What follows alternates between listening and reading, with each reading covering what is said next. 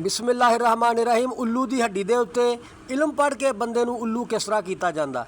तुसीं पुराने दौर च सुनते आए होने आ कि लोग आंदे सी उन्हें अपने मीए नूं अपने खामद नूं उल्लू कर लिया, वो जिस तरह कहंदी आ उस तरह ही मनदा है। अज असीं तुहानूं दिखाउण लगे हां कि उल्लू की हड्डी के उत्ते इलम पढ़ के ते किवें बंदे नूं उल्लू किया जाता है। इहदे वास्ते एक उल्लू की हड्डी लई जाती आ।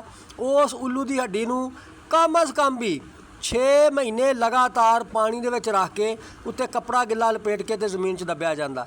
6 महीने तो बाद इस हड्डी नूं पुट्टिया जाता है। पुट के फिर ये उत्ते एक सबक लिखिया जाता है। वो सबक एवें नहीं असीं दसदे, ना विच वीडियो दे दस ही सकदे आ। उस इल्म नूं पढ़ के ये उत्ते लिख के उस घर दे विच दबा दिता जाता है। जे इस घर दे विच बंदे नूं उल्लू करना हुंदा है, अक्सर बंदे तो वैसे ही उल्लू बने होंदे आ, पर चलो कई बंदियां नूं जरूरत हुंदी आ उल्लू बनाउण दी। इस वास्ते जिस बंदे